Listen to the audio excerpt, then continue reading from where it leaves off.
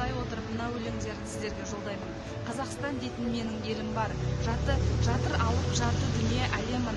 Бұл даланы анам жаспен суарған, бұл далада әкем қолына ту алған, бұл далада жылап келіп қуанған, бұл даланы көріп алғаш қуанған, бұл далада өскен жанда жоқ арман дей отырып, Анвар Исмаилов атындағы дизайн 171 бюджет тобының топ тәлімгері Садықовадан құттықтау сөзімізді қабыл алыңыздар.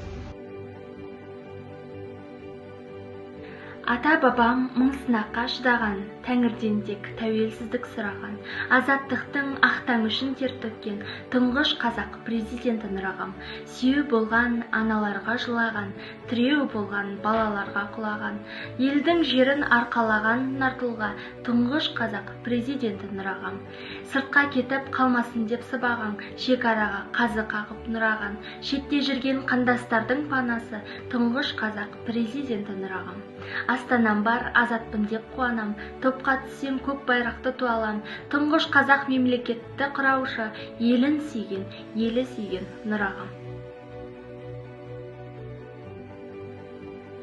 Ата-бабам мың сынаққа шыдаған, Тәңірден тек тәуелсіздік сұраған, азаттықтың ақ таңы үшін тер төккен тұңғыш қазақ президенті Нұрағам.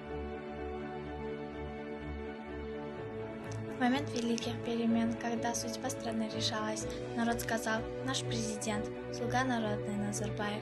С тех пор прошло немало лет, он мудрый президент. Еще мудрее он с годами, он лидер нации для нас. Крон свободы, мира, правды, наш Елбасы, наш президент.